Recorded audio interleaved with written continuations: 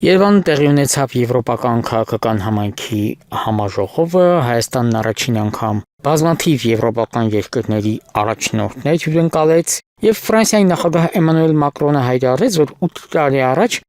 նրանք Հայաստան չէին այցելի, քանի որ Հայաստանն ընկալվում էր որպես Ռուսաստանի արբանյակ։ Իսկապես կար այդ ընկալումը ըստ ձեզ, եւ եթե այո, ինչու էր այն ձևավորվել։ Սկսենք դրանից, որ Մակրոնը ավելի հիշի, քանի անգամ է Ֆրանսիայի նախագահը միջ իր գալը այցելել Հայաստան, եւ դա արդեն ամեն ինչի մասին խոսում էր։ Նաեւ հիշենք, որ հենց նախկին իշխանությունների ժամանակ է Հայաստանը դարձել եվրոպական կառույցների անդամ, նկատի ունեմ Եվրոպայի խորհուրդը եւ այլ կառույցներ։ Դա համար մի փոքր տարօրինակ էր նրա հայտարարությունները, այլ հարց թե ես ուրիշ ձև այս խնդրի մոտիկանալ, թե ինչ գին է ներկայիս քաղաքականությունների իշխանությունների, որ այդ կանգնեցվում է Էմանուել Մակրոնը, եկեք չմոռանանք Պրահայի հանդիպումը Չարաբաստիկ, որտեղ Արցախը առաջ անգամ Հայաստանի իշխանությունների կողմից ճանաչվեց Ադրբեջանի մաս, եւ եթե հիշում եք, հենց այնտեղ Մակրոնն էր նստած։ Նաեւ պետք է կարևորը վերլուծել, թե ինչ հետևանքներ կարող է ունենալ Հայաստանի համար այդ միջոցառումը, որտեղ ունեցավ վերջին օրերին, հաշվի առնելով նրա այդ միջոցառումը բացահայտ հակառուսական ուղղվածությունը։ Օրինակ բերում Զելենսկու հայտարարությունները, չգիտես ինչու Բաքու այցի ժամանակ Զելենսկին որևէ նմանատիպ հայտարարություններ չէր անում, ինչ իրեն թույլ տվեց Երևանում։ Եվ մենք տեսանք, որ արդեն դիվանի գիտական այդպես սկանդալ է առաջացել Երևանի եւ Մոսկվայի միջեւ Զելենսկու պատճառով։ Դամաշ կրկնեմ, ես ավելի շատ կկենտրոնանայի, թե ինչ ռիսկ է եւ վտանգները ստեղծվել Հայաստանի համար այդ միջոցառման հետևանքով, եւ կրկին Ադրբեջանը հիշատակեմ, իզուր չէ, որ նույն Ադրբեջանը այդ գագաթնաժողովը պլանավորում է անցկացնել 2028 թվականին եւ հաշվարկելով այդ ժամանակ այս ուկրաինական պատերազմը արդեն ավարտված կլինի եւ նմանատիպ միջոցառումներ չեն ունենա այսպես բացահայտ հակառուսական ուղղվածություն եւ խնդիր չի լինի նույն Ռուսաստանի հետ իր հարաբերությունում, չնայած կրկնեմ, այնպես չէ, որ ռուս-ադրբեջանական հարաբերությունները լավ վիճակում կան, բայց եւ նաեւ հաշվի առնելով, որ Ադրբեջանը նույնիսկ չի հանդիսանում ոչ ԵԱՏՄ անդամ երկիր, ոչ նույնիսկ այդ ՀԱՊԿ, ինչքան էլ ասեն Հայաստանի իշխանությունը, որ սառեցել են անդամակցություն, միևնույն է դե ֆակտո Հայաստանը դեռ մնում է կազմակերպության անդամ Ռուսաստանի դաշնակից եւ իր մոտ անցկացում է նմանատիպ միջոցառում, որի միակ նպատակը օգնել Նիկոլ Փաշինյանին վերընտրվել ընտրություններում։ Որքանով է ընդունելի Դմիտրի Մեդվեդևի բառապաշարը Ուկրաինայի եւ Հայաստանի առաջնորդների զրույցից հետո։ Դե Ուկրաինայի հետ նրանք պատերազմում են, բայց Փաշինյանը դաշնակից երկրի առաջնորդ է։ Ես ուզում եմ կենտրոնանալ հենց Դմիտրի Մեդվեդևի խոսքերի վրա։ Ինձ ավելի հետաքրքիր ապրիլի 1-յան հանդիպումը Նիկոլ Փաշինյանի եւ Վլադիմիր Պուտինի եւ այնտեղ հնչեցված մեսիջները ռուսական կողմից եւ դրան հաջորդած փոխվարչապետ Օվեչուկի հարցազրույցը, որտեղ իմ կարծիքով բացահայտ ներկայացվել էր այն ամենը, ինչի մասին խոսվել էր, զգուշացվել էին Հայաստանի իշխանություններին Կրեմլում այդ փակդարների հետևում։ Այդ է ավելի կարևոր։ Իսկ Մեդվեդևի հայտարարությունը խոսում է միայն նրա մասին, որ որևէ հարգանք ներկայիս Հայաստանի իշխանությունների նկատմամբ Ռուսաստանի իշխանությունները չունեն։ Եթե նույն Մեդվեդևը թույլ է տալիս այդ ոճով խոսել Հայաստանի իշխանությունների մասին։ Եթե Հայաստանի վարչապետ Նիկոլ Փաշինյանը հաղթի առաջիկա խորհրդարանական ընտրություններում, Ռուսաստանը պետք է չճանաչի դրանց արդյունքները։ Սա էլ պատգամավոր Կոնստանտին Զատուլինի հայտարարությունն է։ Այսպիսի տարբերակ հնարավոր է, թե գուցե շատ ծայրահեղացված տարբերակ է։ Դե տեսեք, դա Զատուլինը որպես պատգամավոր հանդես գալիս, դա կարող է իր անձնական կարծիք։ Ես շատ կարող ասել, թե Ռուսաստանի իշխանությունները ինչ մոտեցում կընդունեն Հայաստանում տեղի ունեցող ընտրություններին, հաշվի առնելով նաև, որ հենց Հայաստանի իշխանությունները այդ բացահայտ խախտումներով, բռնաճնշումներով արդեն ցույց են տալիս, որ դա մրցակցային ընտրություններ չեն լինել իմ կարծիքով եւ այլն։ Բայց նաև տեսեք, երբ խոսում ենք, որ թշնամական երկիր է հայտարարվում, մի բան է պետք հասկանալ։ Հայաստանը օրենք է ընդունել, որ դառնալու է ԵՄ անդամ երկիր։ Մենք տեսանք այդ գագաթնաժողովում նույնպես խոսվեց այդ եվրոինտեգրացիայի ցանկության մասին։ ԵՄ-ն արդեն չի դիտարկվում Ռուսաստանում եւ ինքը նույնիսկ հայտարարում, որ արդեն նախկինի պես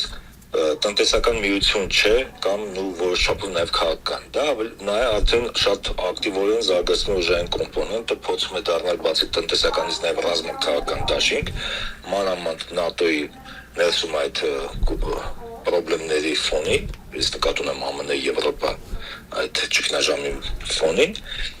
եւ Եվրոպական միությունը բացահայտ հայտարարում է, որ Ռուսաստանին դիտարկում է որպես թշնամի եւ պատրաստվում է Ռուսաստանի դեմ պատերազմի։ Հիմա Ատկացեք Ռուսաստանի իշխանությունները ոնց պետք է վերաբերվեն այդ ամենին, այդ բոլոր հայտարարությունները եւ գործողություններին Հայաստանի իշխանությունները, որոնք ասում են, այո, մենք ուզում ենք միանալ մի միությանը, որը պատրաստվում է պատերազմի Ռուսաստանի դեմ։ Ողջունեն, ուրախությամբ դա ընդունեն։ Դուք անդադ խոսում եք, որ մենք պետք է ինչ-որ ծանր գին վճարենք այս ամենի համար։ Ո՞րն է այդ գինը։ Հայաստանը կարող լուրջ տնտեսական կորուստներ ունենա, եթե սկսի բացահայտ առճակատումը Ռուսաստանի հետ, կամ Ռուսաստանը որոշի պատժամիջոցների անցնել տնտեսական Հայաստանի նկատմամբ, հաշվի առնելով, որ Ռուսաստանը գլխավոր գործընկերն է Հայաստանի տնտեսական ոլորտում, հաշվի առնելով, որ հայկական Հայաստանի արտահանման համար ռուսական շուկան շատ կարևոր է եւ մի շարք ապրանքների համար դա գլխավոր եւ ավանդական շուկան է։ Նաեւ չմոռանանք, որ Ռուսաստանը շուկայականից ցածր գներով Հայաստանին մարտակարում է էներգակիրներ, գազ եւ նույնիսկ որոշակի թանկացումը գազի կարող է բերել լուրջ խնդիրների, սոցիալ-տնտեսական խնդիրների Հայաստանի համար, եթե նույնիսկ դա չլինի շուկայական գնով։ Նաև կարևոր դերակատարում ունի Ռուսաստանը Հայաստանի պարենային անվտանգության ապահովման հարցում, իսկ ինչ կապված տնտեսական կորուստների համար դրանք մանրամասն ներկայացրել է Ռուսաստանի փոխվարչապետ Օլեքսեյ Օվերչուկը իր հայտնի հարցազրույցում 10 գործակալությանը, եւ նույնիսկ Հայաստանի իշխանությունների կողմից այդ կան PR-ով Տրամպի ուղի նախագծում, օրինակ նա նշում է, որ առանց Ռուսաստանի բեռների այդ ճանապարհը որևէ տնտեսական օգուտ չի կարող ունենալ։ Նաև հիշենք, որ Ռուսաստանի տուրիստները առաջատար տեղ են զբաղեցնում Հայաստանում տուրիստական ոլորտում եւ Հայաստանը չի կարողանա փոխարինի այդ տուրիստներին, եթե անկած այդ հոսքը կտրվի։ Միևնույն ժամանակ պետք է նաև հիշել, որ եթե Հայաստանը գնում է եվրոինտեգրացիայի ճանապարհով, նույնիսկ եթե Ռուսաստանը չընդունի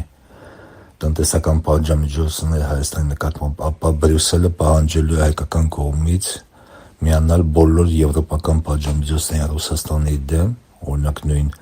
դադարեցնելով ավիաչվերթները ռուսական ավիաընկերությունների, ինչը ավտոմատ կերպով լուրջ հարված կլինի տուրիզմի ոլորտին Հայաստանի եւ հիշենք, որ հենց այն, որ օրինակ Վրաստանի իշխանությունները կամ Սերբիայի իշխանությունները հրաժարվել են միանալ այդ եվրոպական պատժամիջոցներին Ռուսաստանի նկատմամբ, լուրջ խնդիրներ առաջացել նրանց հարաբերություններում Եվրամիության հետ։ Մահաց Հայաստանի տնտեսությունը պատրաստ է դրան, Հայաստանի ժողովուրդը պատրաստ է այդ ամենին։ Ես կարծում եմ ոչ, բայց տեսնենք, ես հույս ունեմ ընտրությունները այլ երկ ունենան եւ խնդիր չլինի, ճգնաժամը կվերջանա այդ հայ-ռուսական հարաբերություններին։ Փաշինյանն ասաց, որ դեռ ապրիլին Պուտինին տեղյակ էր պահել մայիսի 9-ին Մոսկվա չմեկնելու մասին, քանի որ զբաղված է լինելու քարոզարշավով։ Այնուամենայնիվ, Մոսկվա չմեկնելը այս համաժողովի եւ այս գործընթացների ֆոնին է դիտարկում։ Տեսեք, իմ կարծիքով շատ տարօրինակ լինել այդ բոլոր հայտարարություններից հետո, որոնք հնչել են Երևանում Ռուսաստանի հասցեին, մի երկու օր հետո Փաշինյանը գնա Մոսկվա եւ